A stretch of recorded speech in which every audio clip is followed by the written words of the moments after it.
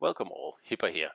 Now today I'm just going to start out this new update here with a quick look at gearing. And I'm using Bumblebee here, and its biggest selling point for me is the 16.5 kilometer torps you get with the ship here.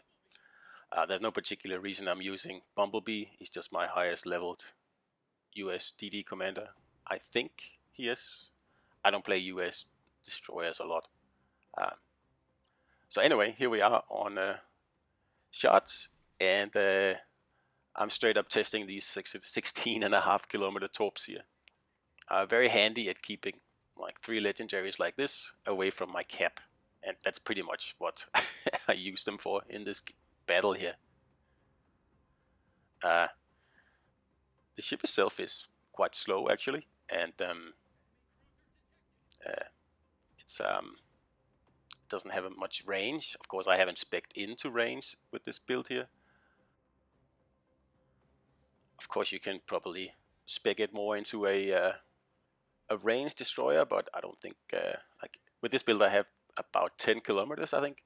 So I don't know if it's really worth it. Have to do a little bit more experimentation with that. But I think something like Kaparovsk is much better at that build anyway.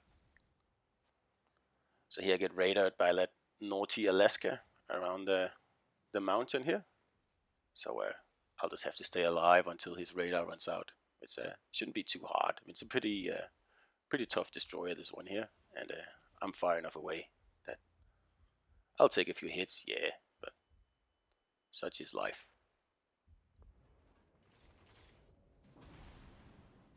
Now I seem to get good fires with the guns on the ship here. I haven't actually checked the fire chance. I forgot to do that before I started. But I mean, it seems to be working out quite well.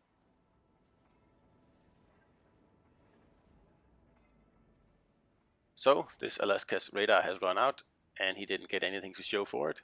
So that was pretty much these guys' only chance of taking this cap. It was to take me out, but I still have it, and I'm just gonna sit here and fire my long-range deadly torps. And it doesn't really matter how much these guys reverse. These torps go 16.5 kilometer. That's that's pretty far. They go 70 knots, so it's not like they're slow either. They're quite something to really take into account if you're in a legendary battleship, because the gearing can pretty much hit you no matter where you are. So as if the Shimakaze wasn't enough, see here we get a nice set of fires on this guy here. Anyway, as if the Shimakaze wasn't enough, legendary battleships now also have to deal with the gearing. This Alaska here is being a real pain. He is going totally after me, so I'm going to set a few fires on this guy to make him retreat a bit. And this Bumblebee voice here is really annoying. I really have to turn that setting on that turns these voices off, but I haven't done that yet. I'll get to it at some point. Now, like I said, I don't play US destroyers much. They are like fast-firing gunboats, but I mean, I know they're very actual powerful destroyers on a team with good players running them. I just don't find them much fun. And the same thing with gearing, it plays a lot like a Fletcher, I think, with longer range torps, pretty much. Yeah. So I don't know. I probably won't be taking this ship out much. So I'm trying to get this Alaska here. He looks like he wants to break out.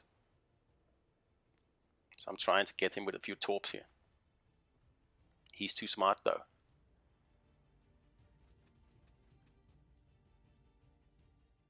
Now I have torps coming here, so I'm trying to goad this Alaska here into following me.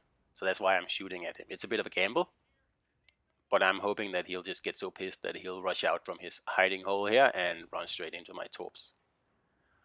Fortunately, like I said, this guy is pretty smart, so he doesn't do that.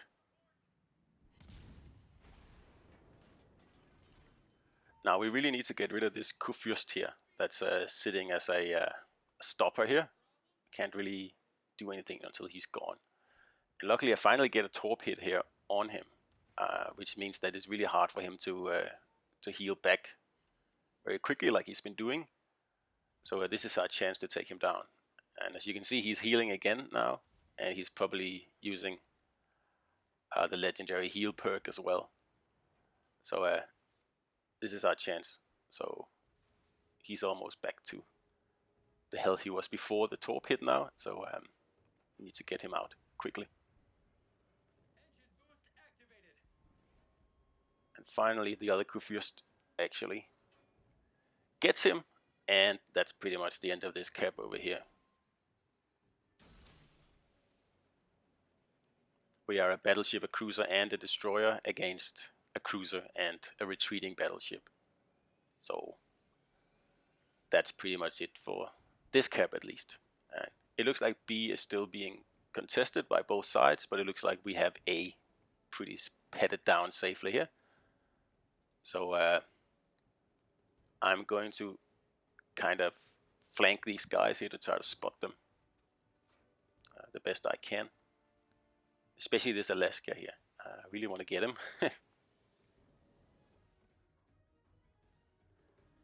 But imagine what a boring game this Alaska player has. He has hardly moved the whole game. He's reversed a little bit, and then he's gone forwards a little bit, and then he's shot off 4 or 5 salvos or something like that. And other than that, he's just been hiding behind this island here, waiting to get a shot at me. And yeah, if that was me, I would be sick of this game in a week, I think. But I mean, each to their own. Now, I'm assuming that he is actually popping his radar right now and realizing that I'm not in range. Because it looks like he is panicking a little bit now. He suddenly reverses out, and in the process actually showing broadside to my battleship over there. Because I think he's a little bit nervous of where I am now, since I am still spotting him and I'm shooting torps at him, and I'm pretty sure that his radar has been expended, especially now that he sent up his plane as well. So he is really trying to figure out where I am.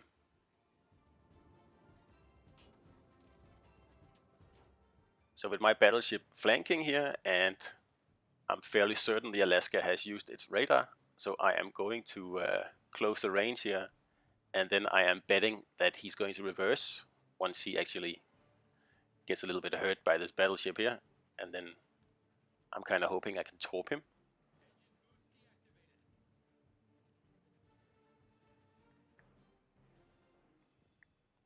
I mean, it's very nice you don't have to worry about range on these torps here. That's always an annoying issue for me. But in this case here, you can pretty much just fire them and see what will happen, pretty much.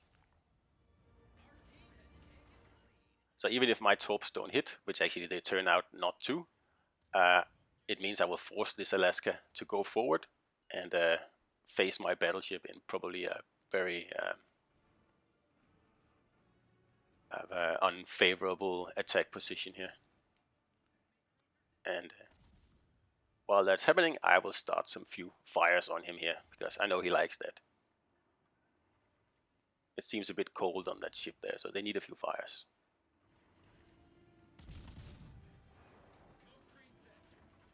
So now the Kurfürst, I think, gets in a really good salvo on the Alaska. The Yamato takes out the Kurfürst, and I end up taking out the Alaska. Very undeserved, but I mean, things happen. So now there's only that Yamato left, and he's all the way at the map border, so there is no point chasing that guy. I'm going to head over to B and see if I can't cap that, and perhaps take out that Fletcher that's running around over there. Now, a reason I don't really like the American destroyers is that they're really slow, and gearing is no exception. Without speed boost, it goes like 30 something knots, and that's pretty slow. So like chasing down other destroyers is kind of a no-no, and like repositioning is also like time consuming, which it really shouldn't be in a destroyer. Of course, yeah, it's still a great versatile ship, but I just prefer other nations when I play destroyers. So the enemy Worcester takes down our Conqueror, and that means we're down a battleship, but we're still ahead by one ship. So I just need to cap, and we are already ahead on points by a substantial amount. So yeah, it should all be good. As long as we can defend A, we should be fine. So here the cruiser just spotted the Fletcher here, so again, rather naughtily, we get in the killing blow, although it didn't actually do anything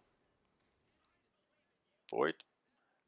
Anyway, but we need to get rid of that destroyer. And there we got that enemy Worcester, and we need to take that out.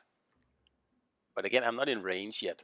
And after playing Khabarovsk with nearly 14-kilometer range, it takes a bit of getting used to in the ship here that you really have to be, I don't know, 10 point something kilometers from the enemy before you can actually hit them. But our cruiser actually gets a well-deserved kill there now that I stole his other kill. So that's all good. And I'm going to cap, and we just have that Yamato left, and he's far away and really not a threat. So all I'm going to do is just go around this island here and try to spot him, so we can see what he's up to. And then if I can, I'll torp him, but that's about it. I'm not going to risk myself any more than I have to, because we are going to win this battle here. And the Yamato is just there if someone wants to damage farm him, I guess. So I know my cruiser can sit on this side of the island if I go and spot around this corner, and he'll be able to set a few fires and get a little bit of damage in before the timer runs out. So that's what I'm going to do. Now I actually enjoy this ship more than I enjoy Shimakaze. I like long-range torps, and these are seriously long-range torps. They're a lot of fun, but the ship itself is not something that I really enjoy a lot. Like I said, I do enjoy it more than Shima, but it doesn't really say a lot. Compared to something like Khabarovsk, I still prefer Khabarovsk by a large margin. So there we have him. I'm not going to take any shots at him. I'm just going to keep him spotted and wait for the time to run out, basically. And my torps aren't going to hit him anyway, so I'll just do nothing, basically.